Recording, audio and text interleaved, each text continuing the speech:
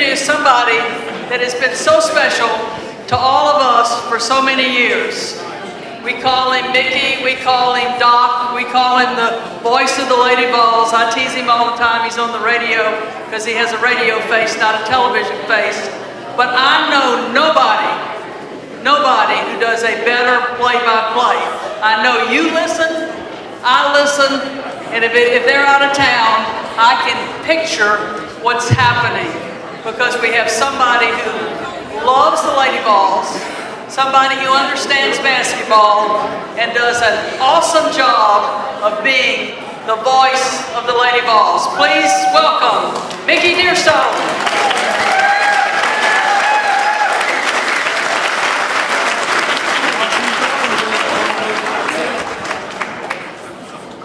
Thanks, John. That radio face comment didn't hurt as much when I said it.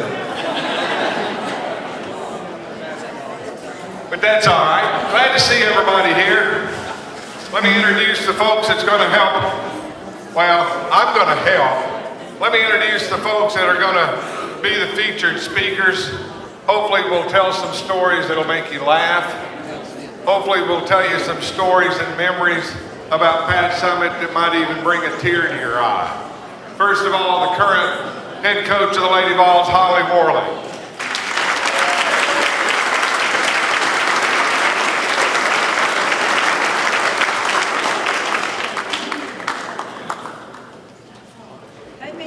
Next, former Lady Vol player, former Lady Vol assistant coach, and currently head coach at LSU, Nikki Caldwell Farkas. I know. I tell everybody it's always going to be Nikki Caldwell to me. Next, former Lady Vol assistant coach for Pat for many years, former head coach at the University of Kentucky. This piece of paper wasn't long enough to put everywhere she's been. She's back at LSU as an assistant coach, Mickey DeMoss.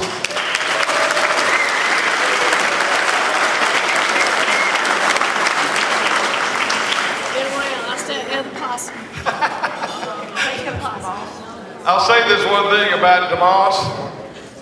Everybody at the University of Tennessee, including Pat, called me Dearstone, called me by my last name. And that was because when Pat, we were on a bus or a plane and she would yell Mickey, in the first couple of years that I was doing the broadcast, and both of us would answer, it'd make her mad. So she started calling DeMoss and me Dearstone. And it stuck, has it not? Whatever she wanted to call us. Yeah, just as long as she kept calling, right? And last but not least, someone that everybody that supports the University of Tennessee and the Lady Vol program should be super proud of to see what this former Lady Vol basketball player has done in her career as a broadcaster. She's a basketball analyst for ESPN, Kara Lawson.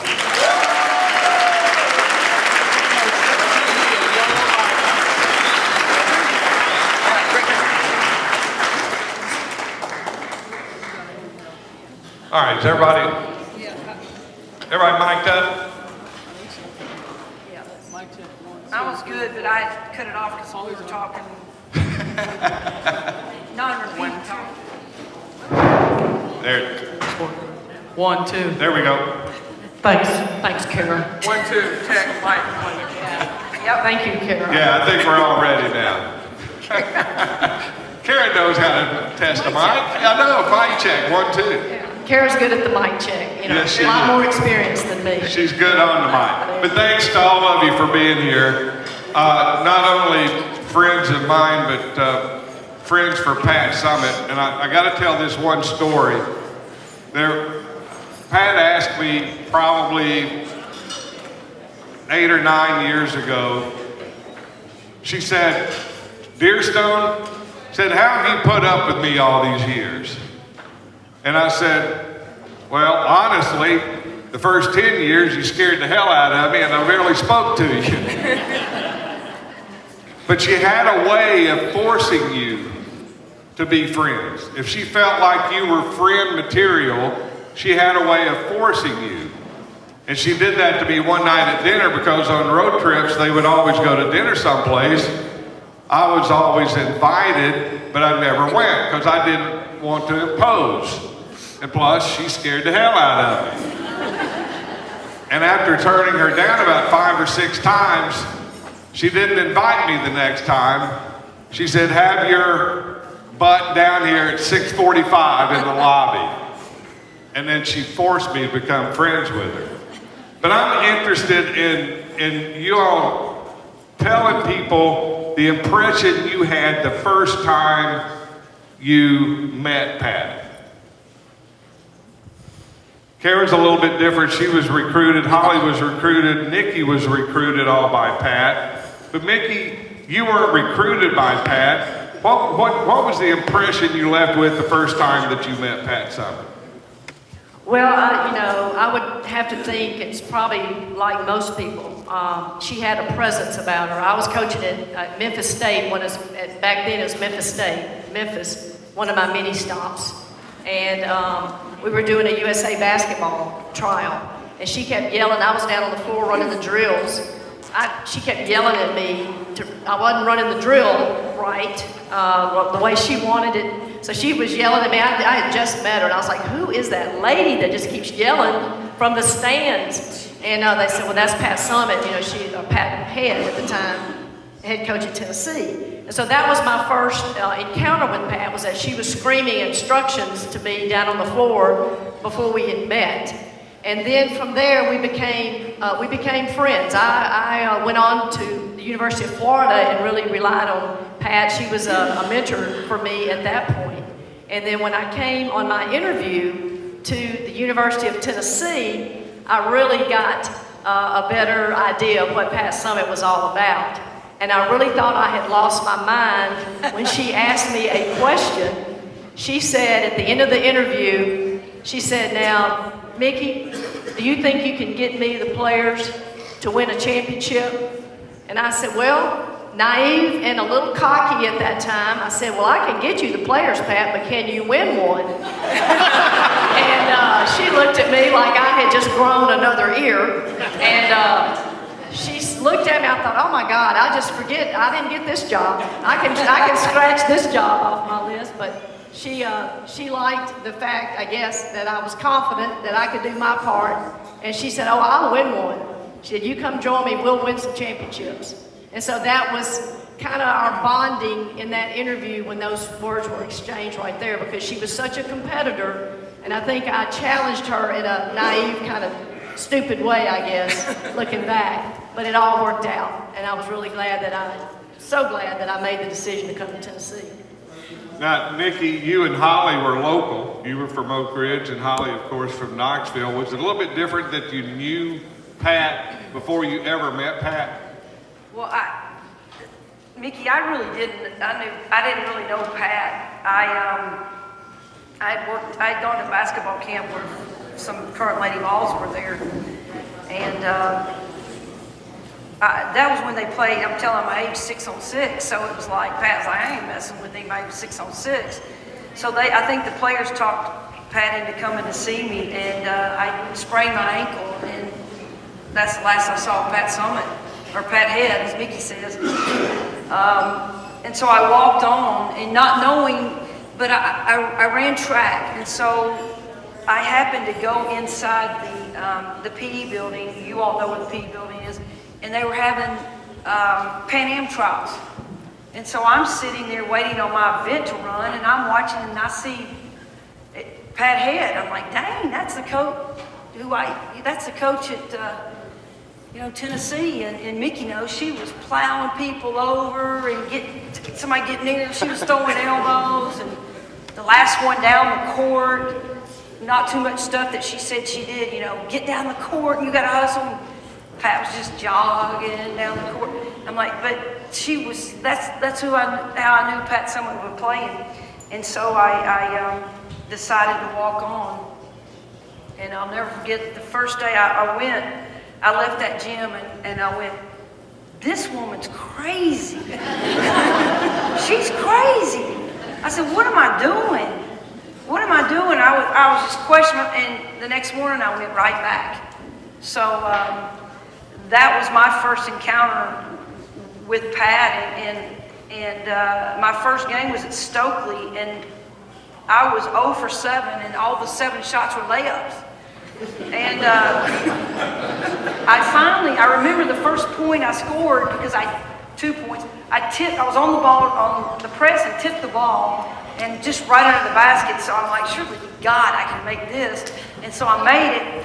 And the next day, I met with Pat. She goes, you know what, honey, I love your passion. I love your leadership, what you're doing at the point guard position.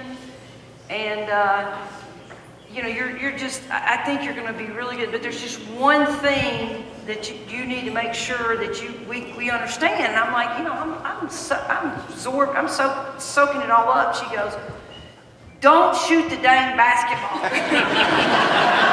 So my response was, yes, ma'am. So that was my intro to the Lady Ball program.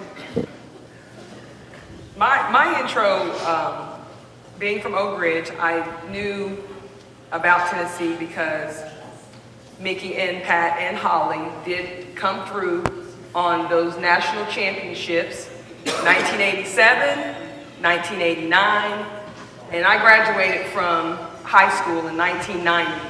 And so the best women's basketball program in the country, hands down, was Tennessee.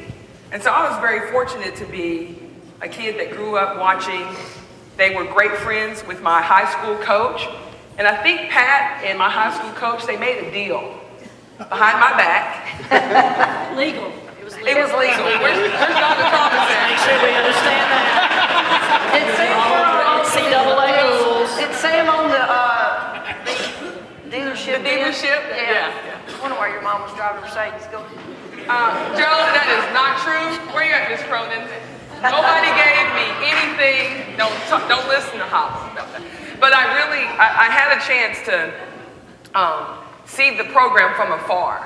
And the intensity, and a lot of games weren't on TV, so I got a chance to come see it live and in person, and I thought, man, like Holly said, this woman is crazy. Like, I'm a little high school kid, and I'm watching this fierce, intense woman just working the sidelines, she's working the refs, and she's working her team. And I was like, am I really gonna go play for this lady? And my mom was sold on Pat. And so are so many other mothers and fathers, but my mom was really sold on Pat. So back then you could have home visits. You still can have them now. So the first time I really had contact with Pat was when they came and did a home visit. And I was really impressed. She had a red Mercedes convertible. Thanks, Sam.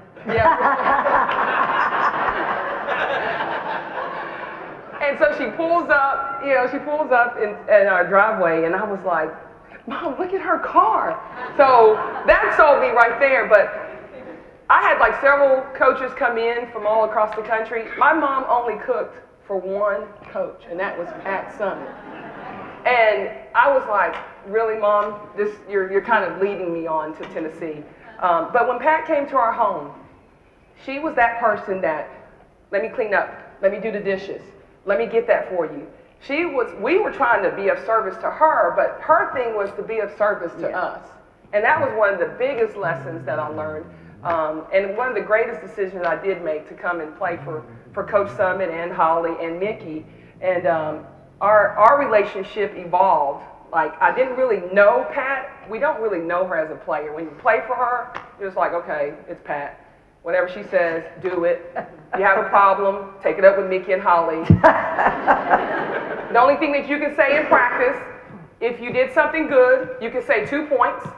And if she was on you and she was like, you need to get on the boards or you need to do this, you could say rebound. That was the only communication we had with Pat during practice. 2 points and rebound. And so I got to know her after I left and went into coaching, and I got to see Pat in a different way. And I appreciated her more. But when you're going through it as a player, don't appreciate it as much. But later is when it really sinks in. And so I'm glad I had that experience with her to also be able to she never made you feel like you worked for her. She always made you feel like you worked with her. And that was really powerful when we were able to come back and to be an assistant coach. Great point. Kara, Nikki talked about selling her mother, but Pat sold you first in the recruiting process. What did Pat tell you, and what did she say to you in the recruiting process that sold you on the University of Tennessee? Yeah, I mean, neither of my parents wanted me to come to Tennessee. So my mom wanted me to go to Duke. My dad wanted me to go to Stanford. My dad was pretty firm on that, as Mickey and Holly can attest to the recruiting process. So it was a hard decision for me because it was trying to decide when you're 18 or 17 at the time, going where you want to go or going where your parents want you to go. And that's not always easy when it's not where your parents want you to go. So yeah, it was definitely a difficult decision for me. First time I met Pat was just like Nikki in a home visit. I didn't grow up watching Tennessee really that much. I, of course, was aware of the program and aware of the success, but didn't grow up wanting to come here to Knoxville. But just observed. I was very observant as a recruit and did a lot of reading and a lot of preparation just to kind of get a feel for what the programs were like. And as I got through the process, talked with the coaches, felt like it would be the best place for me from a basketball standpoint, and so I went with it.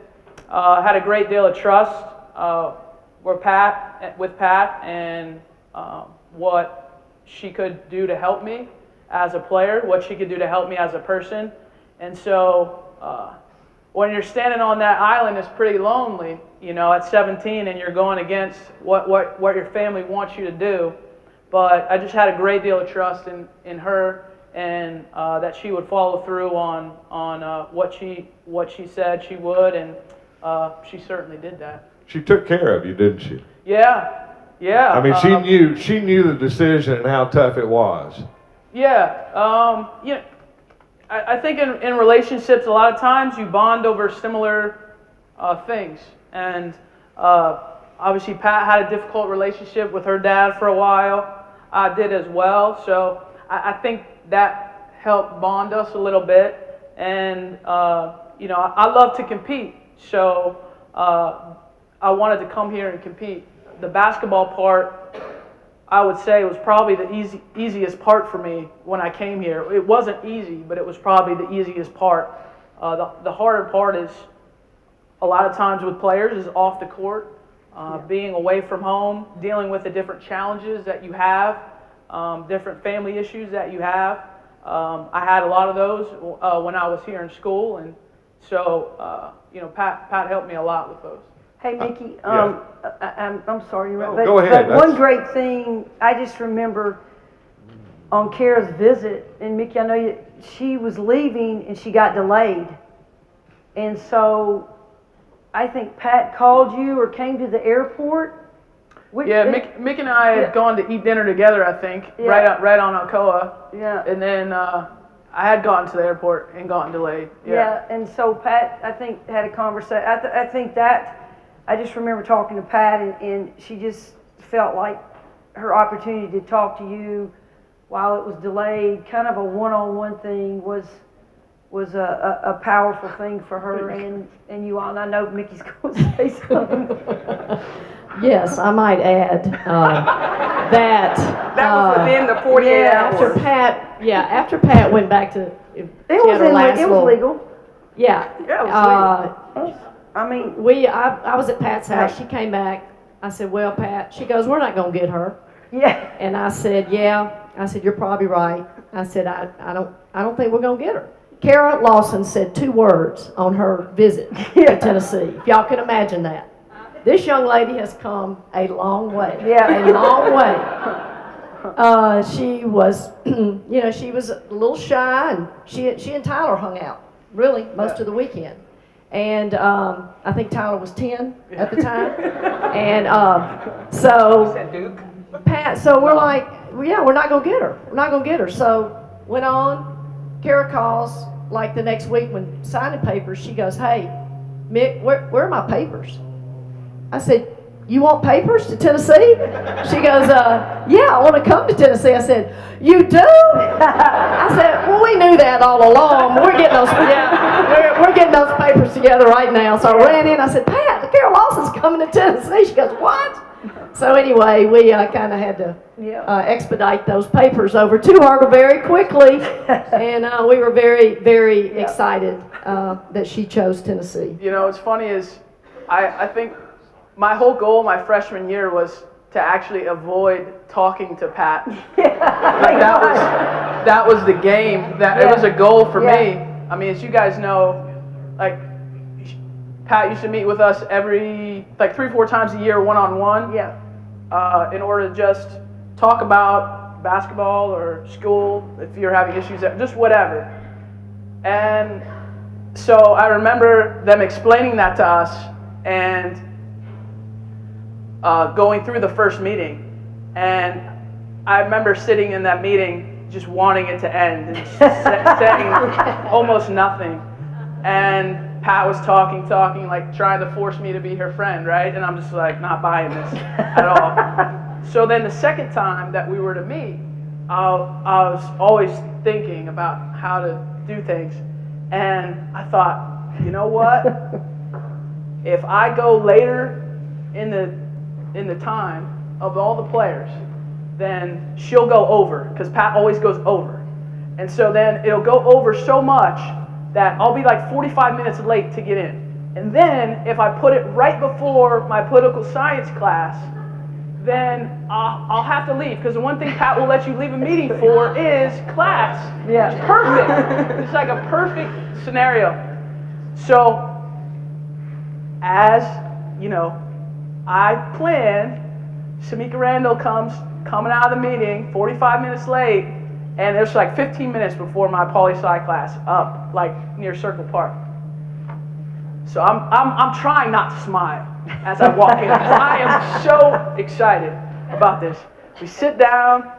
Kara, how's class going? Good. How's practice? Good. Beep, beep, beep. Pat, great meeting. I gotta go. I got poli-sci right here. I leave. And you could see the steam coming out of her ears. She was so mad that I had done that. So I get a call from Katie, Miss Katie, Pat's assistant, for the third time we have to meet. So this is like a couple months later. And she calls me and she's like, "Hey, Kara, I'm calling to schedule you for your meeting with Pat." And I'm like, "Oh, okay, great." And I'm thinking like, same place. She's like, "She's asked me to put a 3-hour window in for your meeting." I'm like, "What?" Yeah. So that only worked one time. Usually stuff only works one time. You know, I've had Shamika Holzclaw, Candace Parker both say after the first year, or even before the year was over, they had their car packed. They was wanting to go home. Yeah. Were you wanting to stay? You never even thought about going home. No. I 'Cause never you were thought gonna- about going home.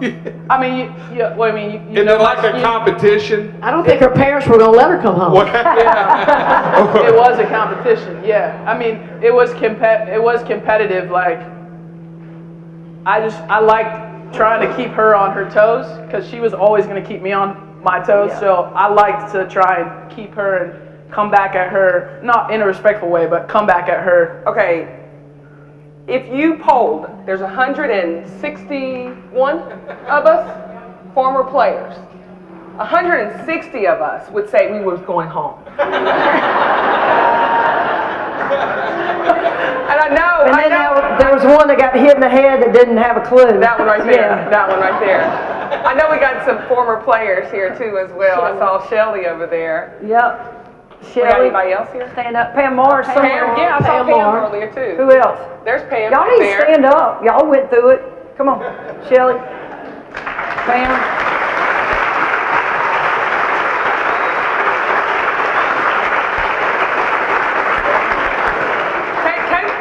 Kaylaw's a different breed. Yeah. So, and she got the pat of Yeah. like a different decade than we did. Yeah, You guys dealt with her even more so than I did, but if you did not want, and I know y'all hear this all the time from us, but if you did not want to leave, and DeMoss and I were talking about this earlier, Tennessee, that's a problem.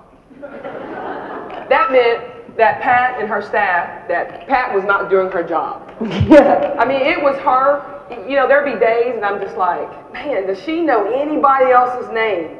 Nikki, you know? And I just think that she challenged us in a way that almost broke you. Like you were ready to break.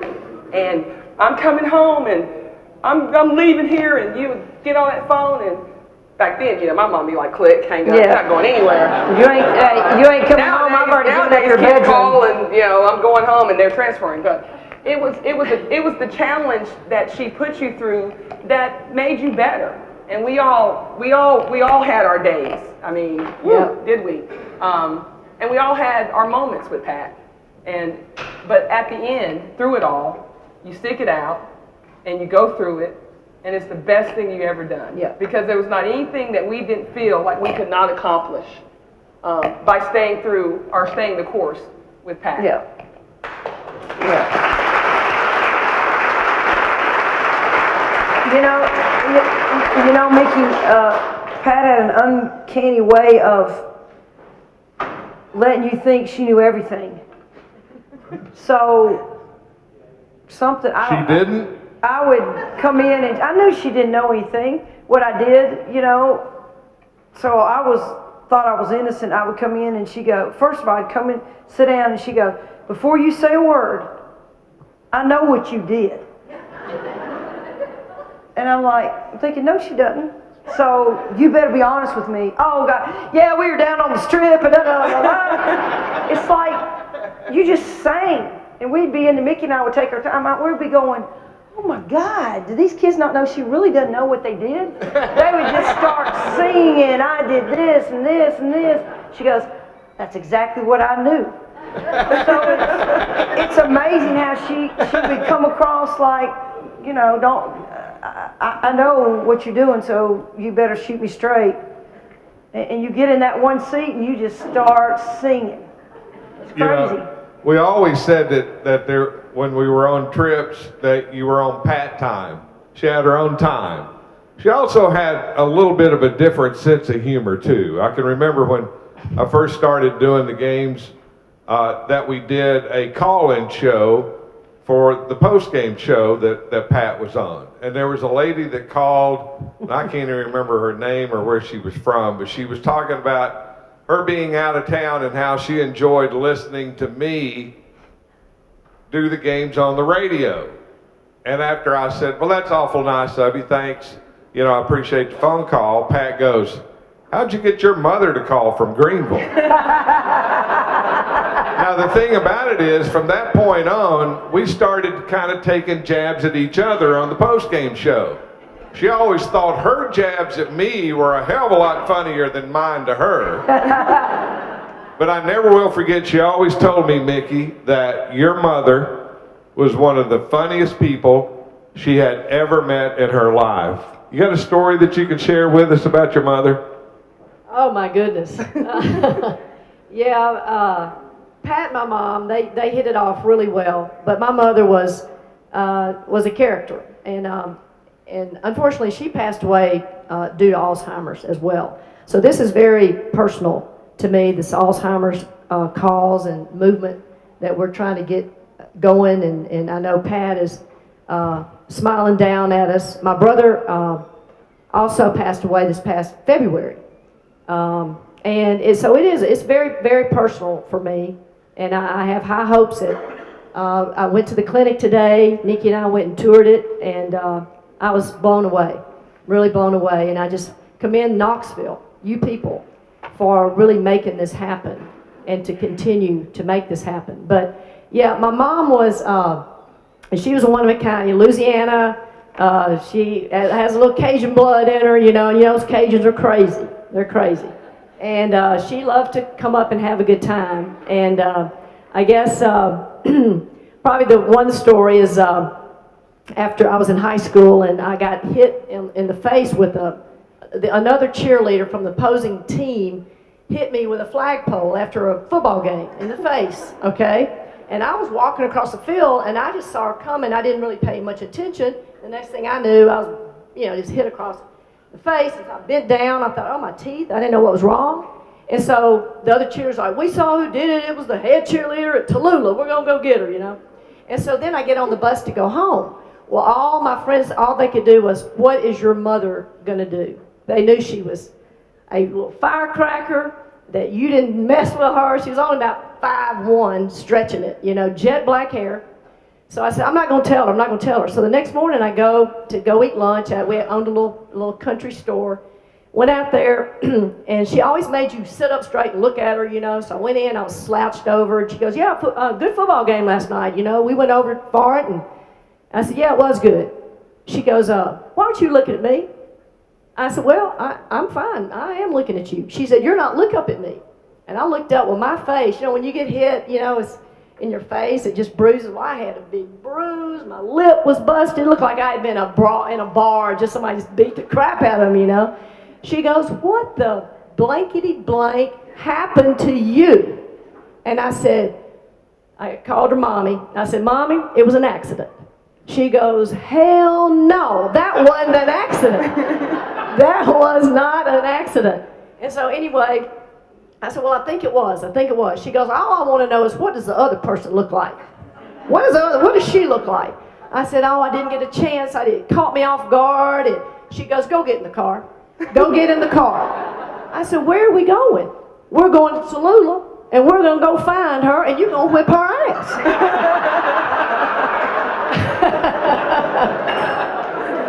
And I went, okay, well, I knew this cheerleader. She was like 5'10", and I'm, 5'5", and I'm thinking, oh, Lord, I'm going to get whipped again, So I'm like, Mommy, I just don't think this is necessary. She goes, yep, go get in the car. You want another whipping? I said, no, ma'am, I don't.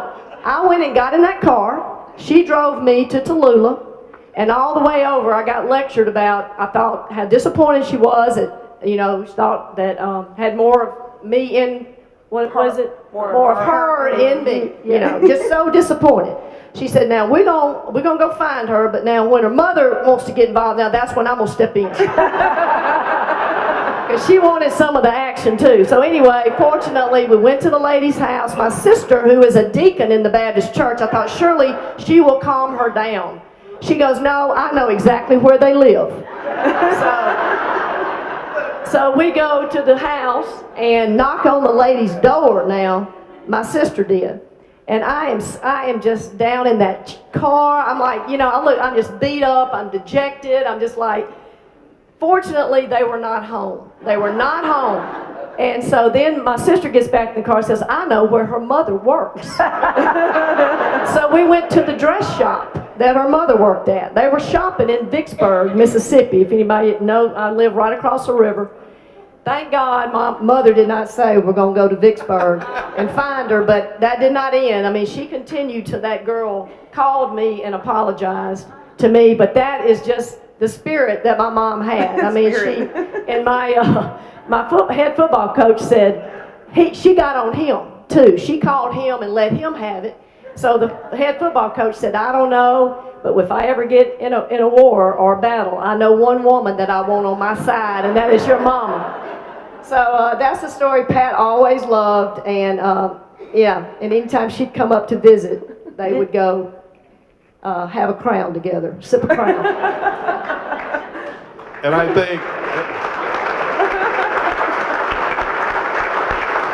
think you got your sense of humor from your mother too, didn't you? A little bit, yeah. I can't touch her, but yeah, I got a little bit of it. I can remember one time, every time we'd go to Baton Rouge, Pat would say, the Clampetts are coming when your family would come up. That was my family, the Clampetts. Yeah. She said, what time will the Clampetts be here? Yeah. And I can remember one year we were playing at LSU on Sunday afternoon, and Sue Gunner was coaching at LSU at the time. And we were in the restaurant at the Marriott Hotel eating breakfast. And right there on the front page of the sports page was this gosh awful picture of Pat standing up yelling. And I can remember her saying, oh my gosh, I look awful in that picture. And I said, don't worry, Pat, you're not going to be the ugliest coach in the ball game tomorrow. And she just started laughing and didn't say another word about it. But one thing Carrie, you can probably speak to this. I always wondered how Pat would handle social media, because I think she was the last person in East Tennessee with the internet before she bought a computer. And with you playing for her and knowing her as well as you did, how do you think she would have adjusted, or would she have been able to Twitter and Facebook and all of the negative stuff that you see on social media now? Yeah, I mean, I think we probably wouldn't have been allowed to get on it during the season, would be probably my thought on it. And then there'd be somebody assigned in the office to monitor all our accounts, what we're doing, where we are, who we're doing it with. So it might have actually been a tool for her to track us even closer. Once she learned that they had tracking systems. So Yeah. She probably would have used it to her advantage. I just always wondered that, because technology wasn't her forte at all, was Thank it? goodness. Yeah, thank goodness. Yeah. Well, She'd but be if you take a texting. look at it, though, the big thing about Pat recruiting and closing deals was the face-to-face conversations. Yeah, yeah. And now so much recruiting is done on social media, isn't it, Nikki? It is. It's the way that these kids communicate. And to Kara's point, I think she would have had one of us. We would have had to befriend you, and if you didn't friend us back, she would remove the whole team from social media. And if one player abused it, then all of the players would have abused it. And she would have taken that approach. But I think she would have given us a little bit of, or given you guys a little bit of responsibility until you did something wrong, and then that was it. So, you know, social media, though, it's a way that we communicate. But Pat was very much the face-to-face. Get them on the phone. I want to talk to them. I want to hear their voice. I want to see their facial expression. I want to watch their body language, because she was really big on your body language. Yeah. I mean, if you walked slouched, that was a problem in the gym. She thought you were defeated. What's wrong with her? And or if you weren't looking at her and paying close attention to every word that she said, then you're not paying attention. Your focus is somewhere else, Yeah. and you might have just like looked down for a second. But she really paid close attention to the little things that you did. So when you did meet Pat, it was interesting because she would give you like her undivided attention. So what's your name? Monica. So Monica, right now, Pat would be like, Monica, and I'm bad at names. I'm really bad at it. But she would repeat your name, and then if she saw you later, she would be like, oh, Monica. And it was amazing how she could do that. But she gave you her time at that moment. And that's one of the greatest gifts that you can give someone. Well, I never saw, Pat never turned down an autograph. Never. And I told everybody if I didn't get into coaching, I could be in photography, because all I did was take pictures of Pat Summitt with somebody else. So she never turned down a photograph.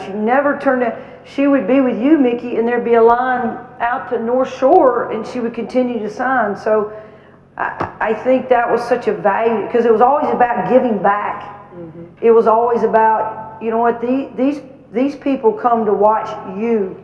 So if you ever disrespect a fan or say, you know, God, I don't want to go out there and sign, that would not be cool, because it was always, there's a reason why people are here, and you need to give back. And so I don't know if you all never saw Pat turn down anything. She could be running through the airport and we'd have to stop. So that's just part of her understanding her position and how she affected people, and she never wanted to be considered like, I don't have time for you. We had, after we won the three back-to-backs, we had 900 campers. We would have 900 campers a week for basketball camp, which is just unheard of. Pat never turned a camper down. We'd say, Pat, we're out of dorm rooms, we're out of gyms, we don't have any, you know, we've hired every coach imaginable. And she said, no, we're not going to turn anybody down for camp. So we would just have to scramble. Well, the organization of it was intense. So we had to, you know, she never wanted a camper idle. We had to have them playing all the time, and the coaches were working. And so I had scheduled autograph night, because that's a lot of the players. Campers. They just wanted Pat's autograph. They would pay $500 just to get her autograph. They, you know, weren't that good. A lot of the campers weren't. They just wanted Pat's autograph. So I had it scheduled for like a Wednesday night. I had it, every, you know, so they wouldn't miss a game, and they did it orderly. So like on Tuesday, I'd taken a break. I went back up to Thompson Bowling Arena, and the campers were lined up all the way outside of Thompson Bowling, into the parking lot, all the way up the street, almost out to I-40. And so I'm like, I get out of the car, I'm like, what has happened to camp? And so I get out, I was like, ladies, what are y'all doing out there? We're getting Coach Summitt's autograph in single file now, 900 campers. And I'm like, you got to be kidding me. I said, it wasn't scheduled. She said, no, Coach Summitt said we could. She said that it's autograph night. So I go in and finally find Pat at the beginning of the line. She's taking her time. She says, now, honey, what's your name? And now, where are you from? Oh, yeah, I knew your mama. That's right, your mama. And I said, Pat, you have 900 campers standing in line to get your autograph. She goes, I know. Mickey, that's what they want. They want my autograph. I said, I know, but I had it scheduled. And I said, come here, we need to have a sidebar. So get over there. I said, I know it's your camp, blah, blah, blah. I said, but do you want these campers standing in line? She goes, they want my autograph, and the decision has been made. What you did? You are right. You are exactly right. So those campers they didn't mind a bit standing in line for those autographs. Yeah. And she did not turn. I think she probably finished about 1 o'clock that morning, giving autographs. Kara, after you left, did she ever not give you time when you wanted it? No. I've kept in regular contact with Pat since I decided to come here. So, we, like Nikki talked about earlier, it's definitely a different relationship when you're not her player anymore, but it's a good relationship, and she gave me a lot of good advice moving on to be a professional player, and then moving on to work at ESPN. So, they talked about it a little bit. When I got here, I was very shy and not very comfortable. Doing something like this would have been not at all. Would have not happened at all. And she wouldn't have any makeup on either. No, or dress. Or dress. Yeah. So we've come a long way. But, I get asked all the time by people, what was it like to play for Pat? Because, people want to know what it was like to play for her. And I was definitely impacted by her as a basketball player, but I was even more impacted as a person, because to go from where I came from a communication standpoint, to now where my job is communication. That's what I do. My job is to talk. You would have never sold me on that when I got here, that for a living I would talk and in front of a lot of people and feel comfortable. For me, I'm doing what I'm doing because I played for Pat, and it doesn't really have anything to do with basketball. It has everything to do with the relationship and how in the relationship she made you expose your weaknesses, just like she did as a player, but as a young woman, and saying if you want to be successful, you have to work on these things. This is a critical part to being successful. I don't care what you do. I don't care what job you have. If you can't communicate, if you're not comfortable to stand up there and talk or to sit up there and talk, it's not going to happen. And so I'm thankful for that. I'm thankful that I played for a coach that did that, because as we all know, being able to communicate is vital. And she did that in a lot of ways with me. She would make me speak in front of the team. She would, which I hated, she would make me go to press conferences like every time. I mean, Debbie Jennings, our SID, would always ask Pat after the game, which player goes to press conference? Lawson. Well, Pat had 0 points. Catchings had 28. Why am I going to the press conference? And that's what I would have to do, go to the press conference to speak in front of the media. And then she would sometimes take me on her speaking engagements with her, and I would have to introduce her at those events. And that's how I got more and more comfortable. And she made me take a class, too, a public speaking class. The only time she ever did anything with me academically, she let me kind of do my own thing, was when she called and said I had to take a public speaking class. That was terrible. Hey, Mickey, Kara brought up a great point, and I know these guys can attest to this, that Pat loved being around people, and we would have a full day, and we would be, and Pat would go, Mickey and Holly, why don't y'all come over? Well, first of all, Pat said, I'm going to go home and rest, just kind of chill. And she would say, why don't y'all come over? And we're like, well, Pat, okay. And we would get over there, and her chill would have Lex and Mary Margaret and Roger and Misty, and it would be a whole house. The more the merrier for Pat. And Mickey and I are going, oh my God, I just want to rest. And she's like, come on, I got 15 steaks, and she's cooking them. Like, I got, wine, and we're getting wine, and she's flipping fish and doing this, and it's like cornbread, and it's an event. And then before everybody gets there, she personally has cleaned all the furniture, the pool furniture. She wouldn't let anybody come out. No, and then she's making ice cream. I said, Pat, I can, you know what? Weigels has got some pretty good, Pilot's got some pretty good ice cream. I'm making it she'd be making it, and that was before the lecture, she'd be over there getting Mickey, and I'm like going, oh my God, are you kidding me? We just wanted to come rest, and it's like, it's everything with her was an event. And Mickey, we would all go, I'm worn out, and we just showed up, and she was loving it. We got to go, and she did not want anybody to leave. We're going to wrap it up, but I've got one more question. I'm going to ask the question, then I'll answer it first to give you time to think of the answer, because we haven't rehearsed this. What is the one thing that Pat showed you about yourself that you didn't know before she showed you? And I'll answer it this way, and this is the honest to gosh truth, that when I started doing Lady Vol basketball, I could not fathom someone sitting at home listening to me do a basketball game on the radio. Well, Pat told me one day how her father had told her that he would rather listen to me do it on the radio than to watch it on TV. No offense, Kara. And then it also came to me from someone else besides Pat, that at home games, she wanted my play-by-play on the game tape. Yeah.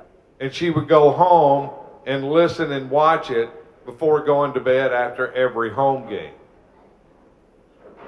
And I told her one time that she showed me that it was okay for me to have enough confidence to say that I did a good job. And every game, after I knew that my play-by-play was on the game film, I went into every game to do the best I could to make sure that I didn't do something she didn't like. Mm-hmm. In other words, I did not want to disappoint Pat Summitt. Yeah. Kara, what's one thing? Well, I kind of already covered it. I think it would be the communication piece, that I could be confident enough to be a good communicator.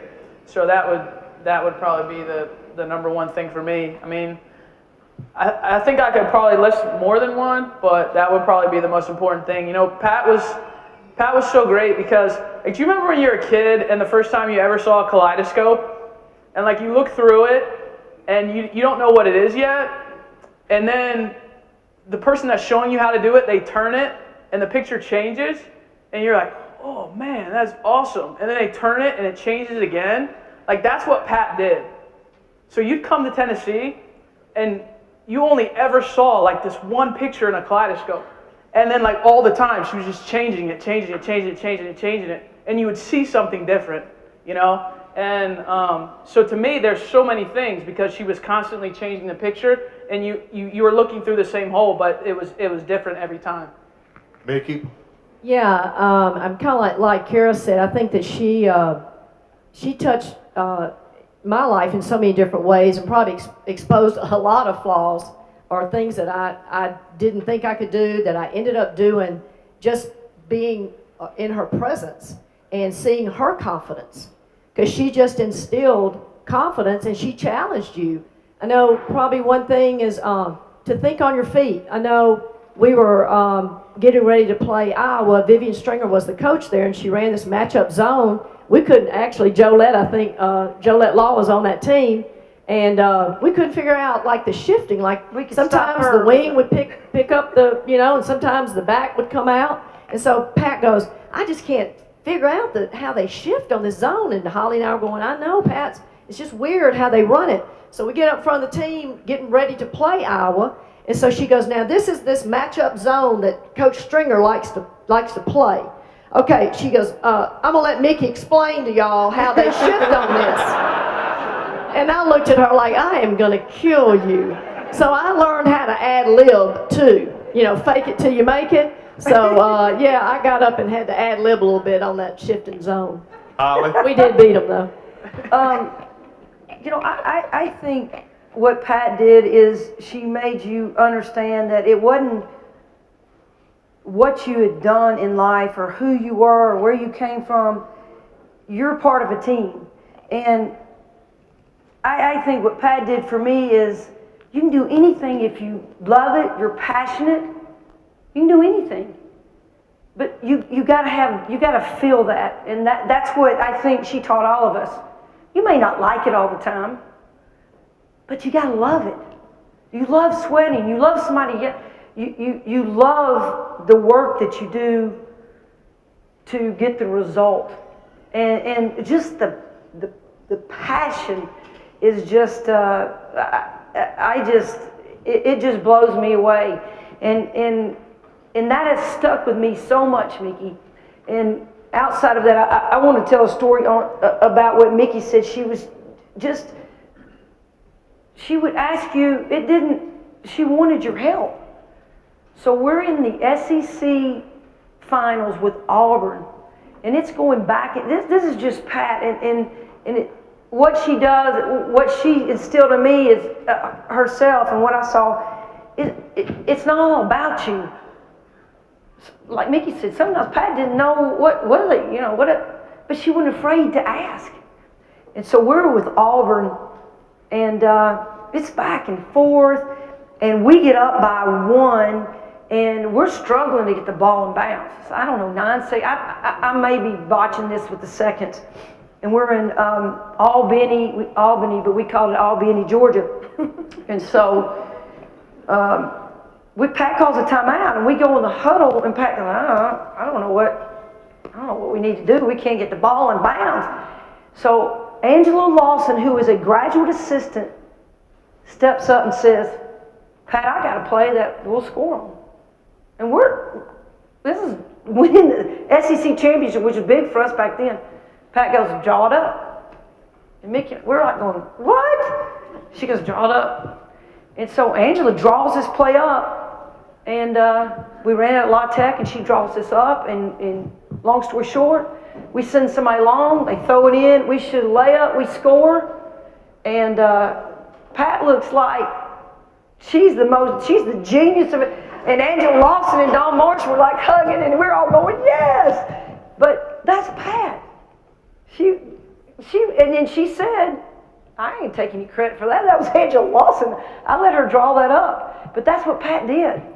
Reminds me of a certain national championship game, Nikki, when you had a lot to do with Abby Conklin moving from outside to the block.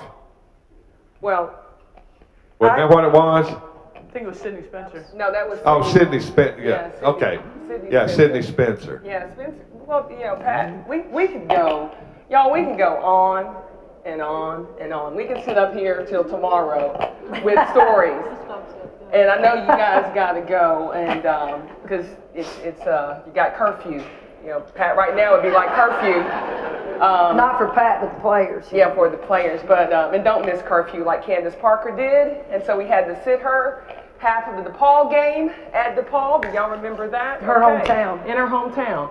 But I think the thing that Pat revealed, because I was there when I was a freshman. Tyler was born fall of 1990. So I got to see, and what she allowed me to experience, or she didn't allow me to experience, my husband did, but I have a child. So to be able to see her as a mother was so powerful for a lot of us, because it's not easy, and it's never going to be easy, being Pat Summitt.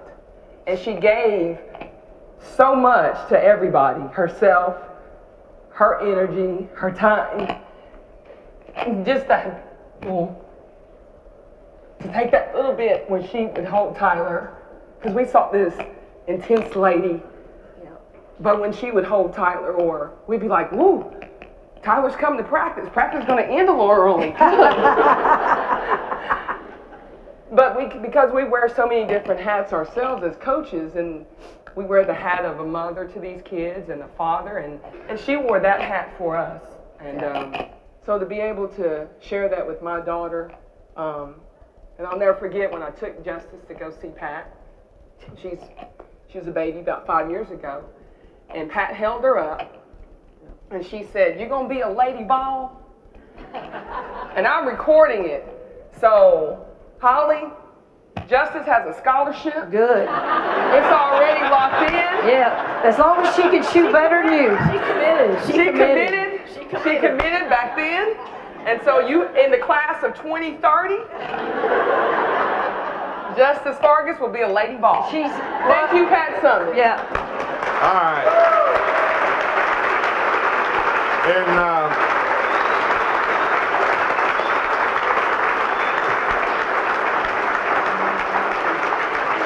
Thank you. Thank you.